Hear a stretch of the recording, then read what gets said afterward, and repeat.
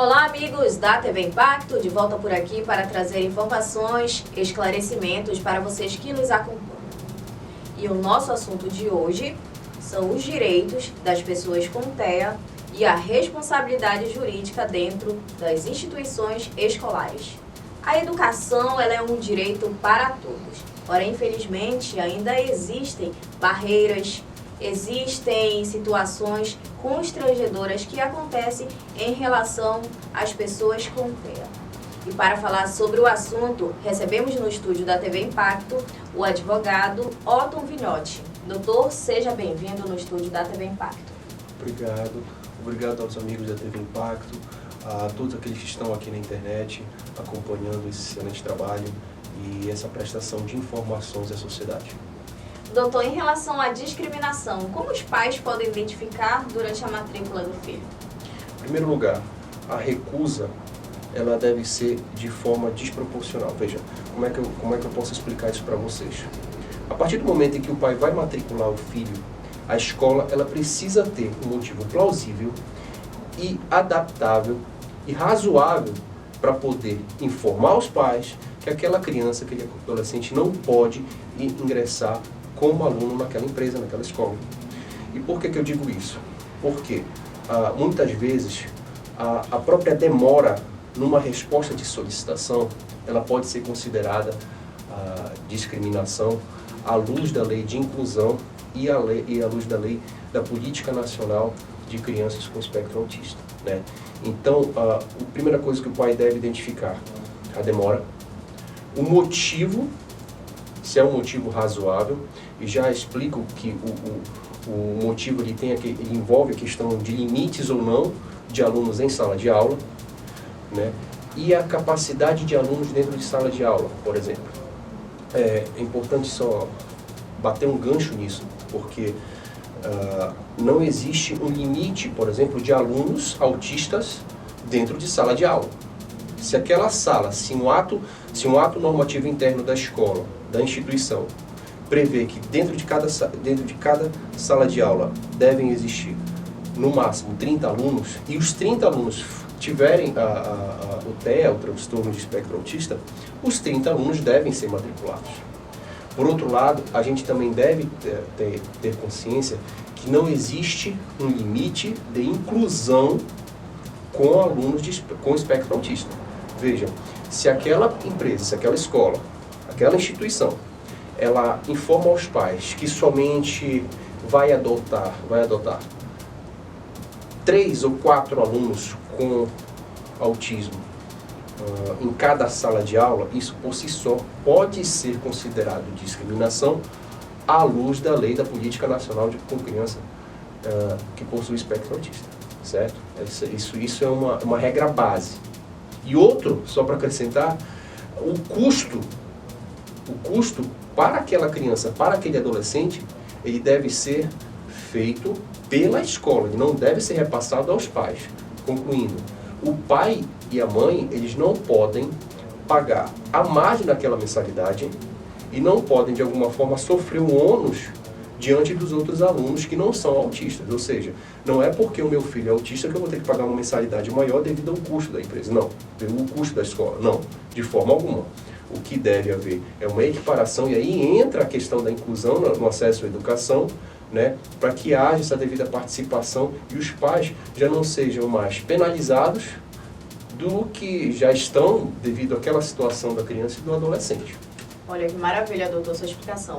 Agora, falando em custos, quando trata-se do profissional, o aluno que tem o autismo, ele tem direito a um profissional ali em especial para os atendimentos dele, para o acompanhamento, né? Eu posso falar assim ou não? Explique pra gente como é que acontece. Em primeiro lugar, deve ser analisada a questão da necessidade e do grau de autismo do aluno. A gente sabe que isso é uma questão muito subjetiva e muito individual, de modo que existem graus de autismo que não necessitam de um acompanhante terapêutico, né? E tem graus que, obviamente, precisam, sobretudo, necessitam de um acompanhante terapêutico e um cuidador. Já explico a diferença entre cada um. Mas, de certo modo, deve ser analisada a questão da necessidade de cada aluno em si, e isso é analisado diante da matrícula que é feita junto à escola. Eu sugiro fazer um requerimento, o pai, o aluno ou a escola fornecer esse requerimento para que seja colocado no papel o tipo de o transtorno CID, né? As habilidades, os laudos, isso tudo analisado para fazer a devida adaptação daquela criança ou do adolescente junto à sala de aula. E aí a escola tomar o devido conhecimento para saber se tem ou não a necessidade de um cuidador e de um acompanhante terapêutico. A escola, ela já tem que estar preparada com o grupo fechado, já para receber essa criança com autismo, já para ter ali a possibilidade de haver uma procura de criança autista, ou como acontece, tem que esperar fechar ali o número de matriculados, ou não, já tem que estar no ok, no gancho ali já para estar atendendo esse tipo de pessoas com autismo. Exatamente, veja bem, ela deve estar preparada geralmente no ano anterior, isso é fato. Né? Como eu havia dito, ela não existe um limite. O que não pode, só fazendo esse gancho, a adaptação de uma criança, por exemplo, de um adolescente, em um horário especial que não seja condizente com o horário escolar. De fato, isso o pai e a mãe não podem de alguma forma penalizar a escola por uma questão de responsabilidade civil, responsabilidade jurídica da empresa. Né? Deve existir essa razoabilidade. Mas, de certo modo, a escola ela já possui, principalmente aqui em Santarém, tratando-se do ensino privado e do ensino público, é importante dizer isso porque muitas vezes o ensino público, de modo geral, muitas vezes não tem conhecimento sobre a questão do acompanhante terapêutico, por exemplo, né? E a escola, no todo, ela precisa ter no seu corpo docente o profissional especializado que vá tratar, não somente o pedagogo, mas que vá tratar sobre aquelas crianças em especial. Por quê? Porque o objetivo principal, principalmente da política nacional de pessoas com transtorno do espectro autista e a lei de inclusão, eles retratam uma palavra que é a principal, primordial, eu diria até clichê, diante do que vivemos hoje, que é a inclusão. Então eles devem fazer essa devida participação com os pais e, obviamente, com o corpo docente, com os professores. O aluno, ele tem direito a uma aula especial fora do expediente da escola? Não. Veja, como eu havia dito, o aluno ele não pode exigir da escola que, diante da carga horária, diante do horário de funcionamento daquela empresa, ele tenha uma aula especial devido, por exemplo, ele só poder estudar à noite, sendo que a escola não funciona à noite. Então os pais, em tese, eles precisam também ter essa consciência, tudo bem? Por outro lado, a escola ela não pode fazer, essa diferença que eu acho importante para nós fazermos, que o pai e a mãe eles não podem ser discriminados ao ponto da escola ter essa demora razoável para dar uma resposta na matrícula do filho, ao mesmo tempo que ela não pode, o pai e a mãe sofrerem tanto com a desídia da escola, certo? Quanto com uma negativa que não seja um motivo razoável. O que é uma negativa da escola, por exemplo, no que tange a matrícula, sem algum motivo aparente? É informar o pai e a mãe, por exemplo, que já atingiu o limite de alunos por inclusão, que a escola não possui profissional adequado, e infelizmente ela não vai poder receber aquele determinado aluno. Ou, por exemplo, que o aluno com espectro autista, ele tem um grau elevado na doença, no transtorno, que aliás é considerado transtorno, né? E esse transtorno em si, ele pode causar prejuízos à escola. Então não pode haver esse tipo de negativa, porque de certo modo, e a lei fala isso, mais precisamente a política nacional do transtorno do espectro, das pessoas com transtorno do espectro autista, ela fala justamente nessa palavra, a discriminação. Ela resvala na discriminação. Entendeu? Doutor, falando de leis, quais delas amparam as crianças e adolescentes com TEA? Olha, em primeiro lugar, a base de tudo é a Constituição. O artigo 5º, eu acho que é o primeiro que todas as pessoas devem ter conhecimento. Eu digo, para aquelas que são ou não são do direito, tem que ler o artigo 5º. Isso é fato. Todos são iguais perante a lei. Aí vem o Código Civil, vem o ECA. Mas veja, a evolução do tempo, principalmente diante de uma análise científica do que veio a surgir, até porque nós temos esse emblema, como é que surgiu o autismo, e obviamente não cabe a mim entrar nessa parte científica ou médica, até porque eu sou bastante leigo nisso, e não é a minha área de atuação, mas veja, a questão do tempo diante da evolução, diante dos casos, e os casos dão dimensão a situações, e tais situações elas desencanam na criação de leis, decisões, pensamentos doutrinários. A partir mais ou menos de 2011, 2012, veio a tratar disso no papel. Tem a Política Nacional de Transtorno com Espectro Autista, que é uma lei, obviamente, para o autista, que ela vem nascer lá em 2012. Inclusive ela tem um aspecto essencial lá da lei, que ela dispõe, entre outros, da carteirinha, do cartão, do plano especializado de inclusão. Ela vem trazer também a questão do acompanhante especializado, que é uma pessoa um profissional, e aí eu vou fazer a devida comparação, já fazendo um paralelo do que eu havia dito anteriormente, que é uma pessoa que tem que estar de forma obrigatória a serviço da escola, justamente com o acompanhante, justamente com o pedagogo, com o professor, dentro de sala de aula, conforme as necessidades da criança, certo? Então ela vem a trazer essas nuances, apesar de ter conceitos abertos. Isso eu estou falando da Política Nacional da criança com transtorno, da pessoa com transtorno do espectro autista, né?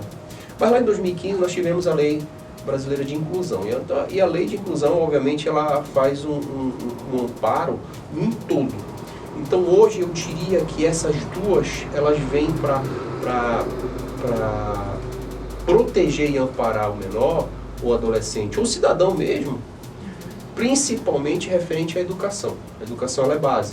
Isso foi colocado na lei, né? Lá no artigo 6º, se eu não me engano, é 23 da lei, referente à pessoa com criança autista, ela fala do direito à educação e fala do acompanhante especializado, né? Só para transmitir a diferença do acompanhante especializado com o cuidador, embora a lei ela classifique essa uma diferença, digamos assim, não muito perceptível, mas o acompanhante especializado, o nome já fala, ele precisa ter um grau a mais de especialização e preparação para lidar com aquele tipo de situação. É diferente do cuidador, que faz aquele amparo com cuidados básicos, né? A higiene, a condução, mas ambos precisam fazer a devida inclusão. Muito bom. Doutor, quais são os procedimentos em caso dos pais ou alguém próximo presenciar um caso de preconceito? Em primeiro lugar, a lei da pessoa com transtorno de espectro autista, ela traz crimes. Então você pode responder pelo crime de discriminação. É uma pena, obviamente, já foge a seara civil, ela vai na parte criminal. E isso, pelo boletim de ocorrência, é o procedimento básico. Por outro lado, nós temos órgãos, como o Ministério Público, por exemplo, ações judiciais que podem ser ingressadas contra a escola, contra a instituição em si, mas como trata-se a discriminação em si, como trata-se primeiramente de um crime, é importante nós dividirmos, né?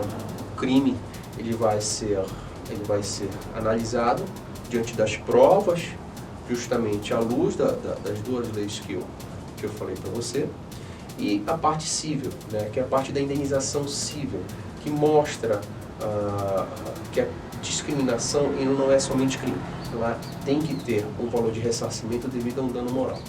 A gente sabe que os pais, muitas vezes, já sofrem dentro de casa, justamente em virtude dos cuidados e da proteção e do amparo que deve ter uma criança, um adolescente.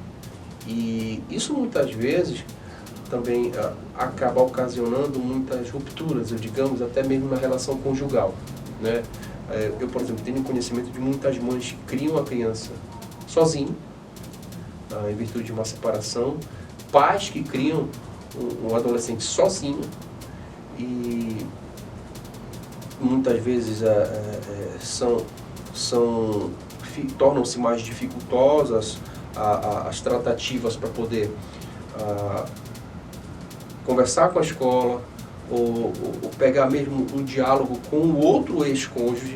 Então são situações que nós vemos que por si só já dificultam até mesmo o ambiente presencial.